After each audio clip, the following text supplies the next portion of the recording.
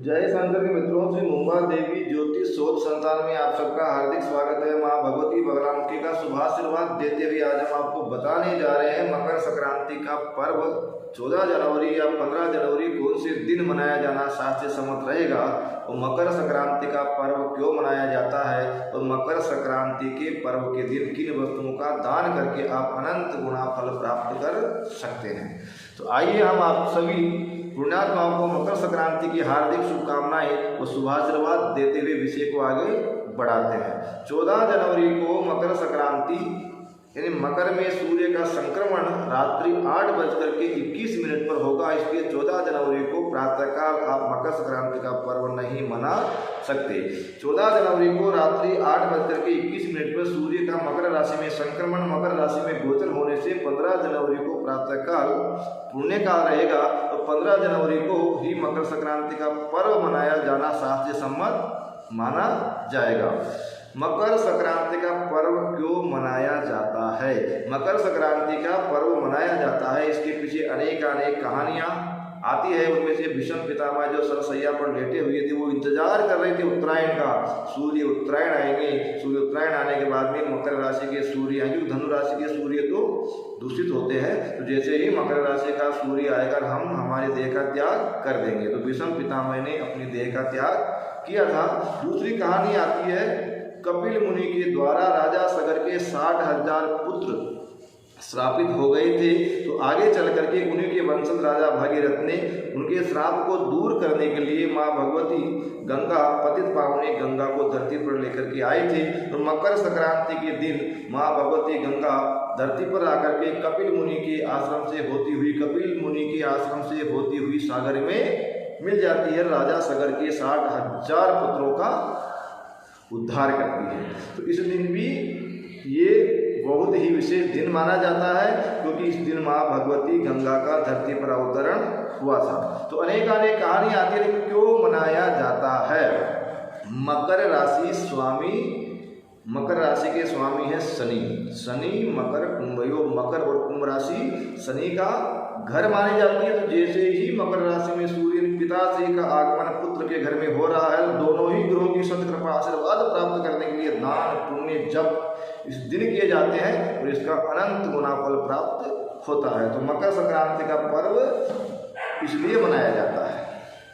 अब हम बता दें आपको मकर संक्रांति का पर्व कैसे मनाया जाना चाहिए। तीर्थ में स्नान करके, माघ का पवित्र महीना है, समस्त देवताओं इस समय प्रयागराज में आ चुके हैं, तो तीर्थ में स्नान करके मना सकते हैं। तीर्थ में जाना नहीं हो, आपके आसपास कोई नदी हो तो नदी में स्नान कर सकते हैं। और नदी में भी अगर आप स्नान करने में असमर्थ हैं तो अपने घर में ही पानी की बाल्टी में गंगा जल मिला करके काले तिल डाल करके स्नान करें। स्नान करने के बाद में भगवान सूर्य नारायण को अर्घ देना है। 1 लोटा पानी, उस पानी में रोली और चावल मिला करके थोड़े से गुड़ और तिल डाल करके भगवान सूर्य को अर्घ देना है। गायत्री मंत्र बोलते हुए अर्घ देने के बाद में सूर्य नारायण भगवान को नमस्कार करें, प्रदक्षिणा करें। यही सूर्य सहस्राक्षो तेजो राशि जगतपति अनुकंपये माम भक्त्या ग्रहणार्घ दिवाकर। सूर्य नारायण भगवान को अर्घ देने के बाद में आपको दान करने हैं। क्या दान करना है?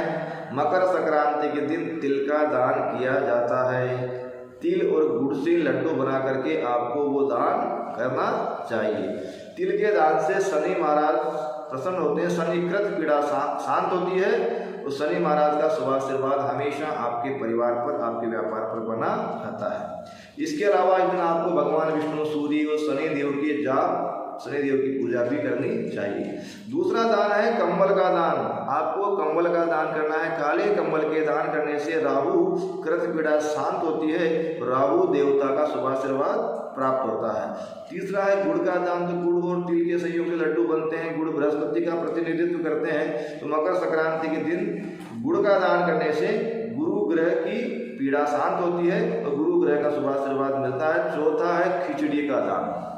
नवग्रहों का शुभाशीर्वाद प्राप्त करने के लिए आपको खिचड़ी का दान करना है। खिचड़ी में देखो चावल से चंद्रमा, उड़द की दाल से शनि, हरी सब्जियों से बुध, हल्दी से गुरु, घी से शुक्र, तेल से शनि और जीरे वगैरह अनेक प्रकार के जो बनते हैं उनसे समस्त नवग्रहों की सामग्री उसमें आती है। और खिचड़ी के दान करने मात्र से नवग्रहों का शुभ आशीर्वाद प्राप्त होता है। अंतिम घी का दान। आपके गांव के मंदिर में आपको घी का दान, जो अखंड ज्योति चल रही है, जैसे हमारे गांव में तो हमेशा अखंड ज्योति चलती रहती है चतुर्भुजनाथ के मंदिर में, तो वहाँ आपको घी का दान करना है। मकर संक्रांति के दिन अगर आपने घी का दान कर दिया, मैं दावे के साथ में बोल रहा हूँ, साल भर आप स्वस्थ रहेंगे, निरोग रहेंगे, हरी बीमारी आपके परिवार के पास तक नहीं फटकेगी और आरोग्यता का शुभ आशीर्वाद प्राप्त होगा। घी का दान आपको करना है। तो आपको मकर संक्रांति का पर्व इस प्रकार से मनाना है। मकर संक्रांति के दिन दान करते हैं, उसका अनंत गुना फल प्राप्त होता है। जय शंकर। शुभ आशीर्वाद। फिर कल को उपस्थित होंगे किसी अलग विषय के साथ में। राम राम।